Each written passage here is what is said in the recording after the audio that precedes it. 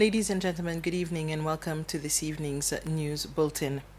Vice President Sébastien Pillet insists that the economy is still in stable condition despite the government starting discussions around the worst-case scenarios related to the ongoing Middle East conflict. Such discussions include power cuts to save fuel if there is a need, and sourcing food from alternate sources that does not go through the conflict zone. Vice President Pillet spoke after the Cabinet of Ministers meeting. We are taking every precaution necessary to try to ensure that we mitigate the impact of the crisis as it unfolds. We've taken different measures across different areas, such as looking at warehousing facilities for the storage of dry goods to bring in where the possibility arises more in quantity so that we have the quantity here should there is any situation that unfolds that is beyond our control. What's important is that we must realize we need to come together as Seychelles. And this is a crisis that we will overcome together. This is a time to be patriotic, to put your country first, to put your community first, to put your nation first. The number of flights arriving in and departing from the country has decreased from 11 per day to between 6 and 7. The Minister for Transport, Ports and Civil Aviation, Véronique Laporte, made the statement while responding to a question from the leader of the opposition in the National Assembly, Bernard Georges, regarding the impact of the Middle East conflict on air and maritime transportation. In her response, Minister Véronique Laporte pointed out that the reduction in the number of flights has also affected the number of tourists entering the country. She added that this is why her ministry is working closely with Air Seychelles and other partners to explore various opportunities to ensure that air connectivity between Seychelles and other parts of the world continues. On the maritime side, Minister Laporte noted that the situation remains relatively stable so far. This is despite the fact that it is taking longer for some cargo vessels to reach the country due to the closure of the Strait of Hormuz, which could also affect the prices of imported goods. The situation has also had an impact on the price of oil. The National Assembly has approved a bill to repeal the existing health law and replace it with new legislation. Presenting the bill earlier today, the Minister for Health, Dr. Marvin Fani, said the changes will introduce two main departments within the ministry. These are the Department for Policy and Accountability and Healthcare Service. Dr. Fani explained that the reform is aimed at improving the ministry's structure and increasing efficiency across key areas of the health sector. President Patrick Emini has sworn in an independent commission of inquiry to investigate the December 2024 incident at Montagne Posée Prison. Chaired by Justice Alfred Mavedzenke, the panel, who also include Judge Melchior Vidot and former prison commissioner Vic Tiran, will examine the events of the 6th and 7th of December, including whether a riot occurred, the causes behind it, and the response of authorities. It will also probe the deaths of two inmates and assess whether the use of force was lawful and proportionate. The commission, appointed under the Commission of Inquiry Act, has 6 months to submit its report and holds full powers to summon witnesses through public proceedings and gather evidence.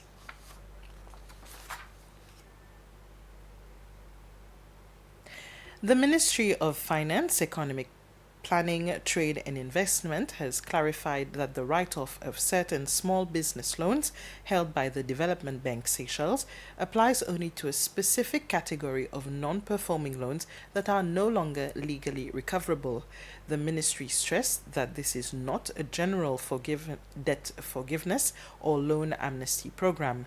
Only loans that have exceeded the legal recovery period qualify, and eligibility is determined based on strict legal and financial criteria, not by individual requests. Members of the public are advised that requests outside these criteria will not be considered. Meanwhile, the government and DBS are working on structured solutions for outstanding loans, encouraging borrowers to engage directly with the bank to negotiate suitable repayment arrangements. Legal recovery actions have been temporarily suspended to support this process. Overall, the government reaffirmed its commitment to fairness, financial discipline, and responsible economic management.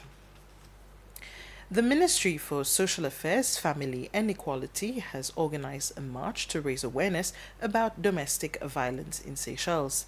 The march began at the IDC car park, proceeded along Latanier Road via Rue de Possession, and ended behind the Oliaji Trade Center. The 25th of every month is observed as Orange Day. The ministry uses this opportunity to raise awareness among victims, perpetrators, and the public about domestic violence. To date, the government does not have a dedicated shelter for victims of domestic violence.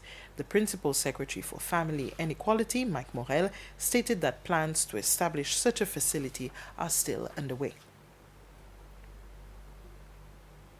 Starting today, Seychelles, through the Ministry of Youth and Sports, is hosting the 17th board meeting of the Conference of Ministers of Youth and Sports of the Francophonie, CONFEGES. The meeting, which is being held until Friday this week, brings together French-speaking countries to integrate policies and programs for youth and sports development. Among those present are ministers, experts, and CONFEGES board members from 14 Francophone countries, including Seychelles.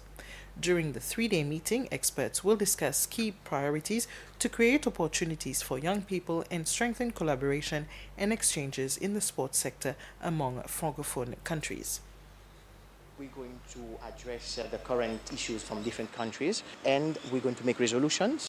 And tomorrow in the ministerial meeting, these resolutions are going to be approved at ministerial level for the sport as well as for the youth. One of our concerns is the language barrier that we face, because in Seychelles, Seychellois, we are English speaking, and we are Commonwealth oriented. Most of us, we study in Commonwealth countries, but this becomes a hindrance for the different athletes and Seychellois in general for them to submit programs, and we feel that we need to find a way to address this, because we all are contributing towards the participation fee. So how can we benefit from that?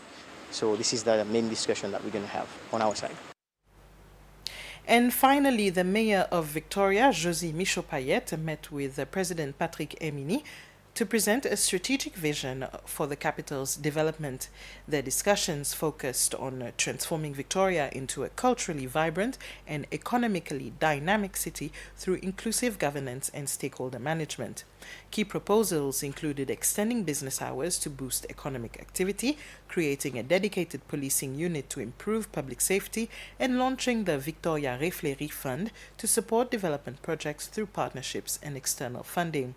President Emini welcomed the mayor's initiatives and recommended consolidating them into a structured plan for cabinet approval, while also emphasizing the need for a clear institutional mandate for the mayor's office.